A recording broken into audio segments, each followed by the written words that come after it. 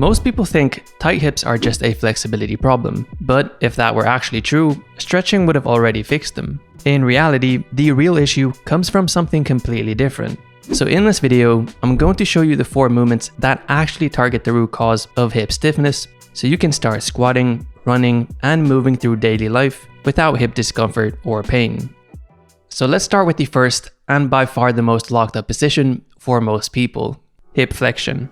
Hip flexion is a crucial part of healthy hip movement. This is because things like squatting, hinging, and even staying out of low back pain all require strong and mobile hip flexors. However, here's the problem. Traditionally, to fix this, we're told to get into a lunge stretch and just hold. This is a bad approach. To truly fix hip tightness, or any stiffness in the body for that matter, you need to actively move through that range and build strength there. That's how your body locks in that new range and actually allows you to use it in daily movement. That's why a far more effective approach is using the deep lunge lift. Simply get into a split squat stance and start fairly narrow at first. From here, find your balance, and then using your hands for support, lift your back leg off the ground. Hold for a second, then lower back down under control. When you do this, you'll feel your entire hip flexor chain working. Not just a stretch at the front of the hip, but real activation all the way up into the lower abdomen. Now, if that already feels challenging, stay there. That's your current level. However, once it starts feeling controlled and stable, you can make it harder by slowly moving your back foot a little further and eventually trying to do the movement hands-free. That's when you know you truly own the position. As for rep range, I recommend starting 10 per side for 1 set.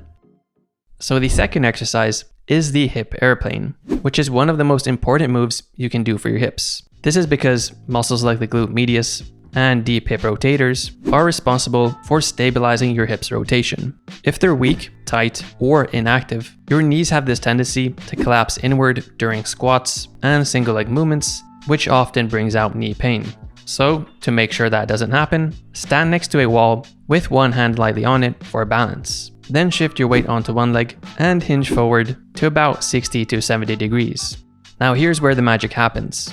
First, slowly rotate your hips internally, feeling tension through the outer glute, and then into external rotation to open up the inner hip and groin area. Now if you struggle for balance, just grab a chair and hold onto it with both hands. When your hip rotation gets stronger, both in internal and external rotation, everything down the chain stays more aligned. Your knees track better, your squats feel smoother, and your hips feel mobile instead of constantly tight. As for rep range, I recommend starting 10 per side for 1 set. The third move is the glute bridge, which is crucial for staying out of low back pain and keeping your hinges feeling smooth. But here's the thing, a lot of people do this movement incorrectly or miss the point entirely. So here are 2 common mistakes you'll want to make sure you avoid. Mistake 1, feet too far away. When your feet are too far away from your body, you increase the chance of your hamstrings taking over, which is something we don't want to do. So here's the fix. Simply bring your heels slightly closer to your glutes. This shortens the hamstrings, which reduces their ability to dominate the movement. Mistake 2, overarching the lower back. At the top of the movement, a lot of people crank their hips as high as possible, leading to the low back taking over. So instead, imagine there's a straight line running from your shoulders to your knees. You don't need to go higher than that. So when you avoid these 2 things, you properly activate the glute maximus, your main hip extensor. This means less stress on your low back, better hip stability, stronger squats and hinges, and less hip irritation over time. So I recommend starting with 15 reps for 2 sets. Now the final movement is hip cars, which do 2 vital things for your hips. First, they build strength in internal and external rotation, which helps protect your knees. And second, they build active hip control and stability, which unlocks deeper squats and lowers risk of hip injuries in sports or at the gym. So here's what to do. Start on all fours, hands under shoulders, knees under hips. Now lift one knee up and draw the biggest, slowest circle you can with your hips. And really make sure your torso isn't twisting to cheat the movement. The point of this exercise is for the movement to entirely come from the hip joint.